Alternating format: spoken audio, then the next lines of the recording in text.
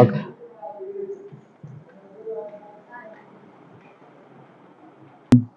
వాంతులు వికారం కింద ఏమైనా ఉందా?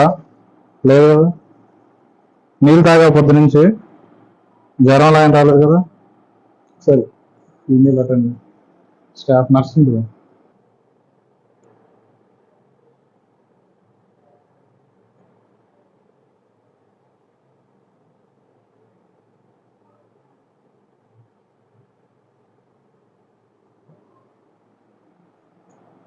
కొద్ది కొద్ది నీళ్ళు తీసుకుంటాం, నీళ్ళ ఆహారం తీసుకోవాలి. రేపు పొద్దు నుంచి ఫుడ్ స్టార్ట్ చేస్తాం.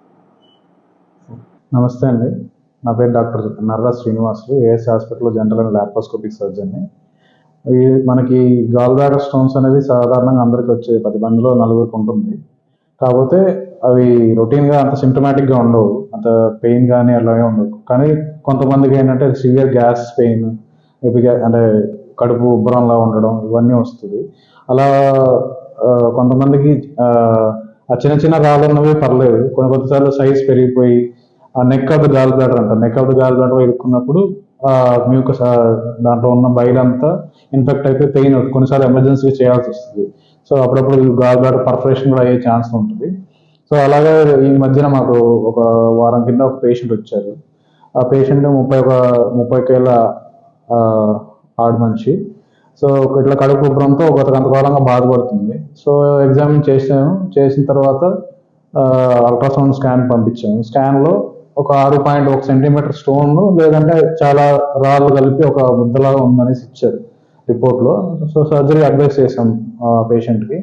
చేశాక నిన్న శనివారం 18వ తేదీన చేసాం సర్జరీ. సో సర్జరీ చేసేటప్పుడు కూడా కొద్దిగా గాల్ బ్లాడర్ ఫుల్గా డిస్టెంట్గా ఉంది, బాగా ఉబ్బిపోయింది. స్టోన్స్ వల్ల కానీ మ్యూకస్ ఆ బయలు అంతా రాకపోవడం, అడ్డుపడడం వల్ల, స్టోన్స్ వల్ల.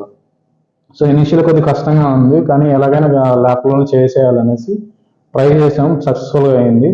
తీసాక చూస్తే పేషెంట్కి సుమారుగా ఒక 570 రాళ్ళు గాల్ స్టోన్స్లో ఉన్నాయి ఆ గాల్ బ్లాడర్లో. అంత పేషెంట్ సర్జరీ టైంలో కానీ ఇప్పుడు పోస్ట్ ఆఫ్ డే 1 ఈ రోజు కూడా సేఫ్గానే ఉంది పేషెంట్.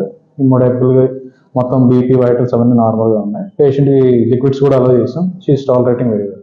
మా వీడియో మీకు నచ్చినట్లయితే please like, share and subscribe.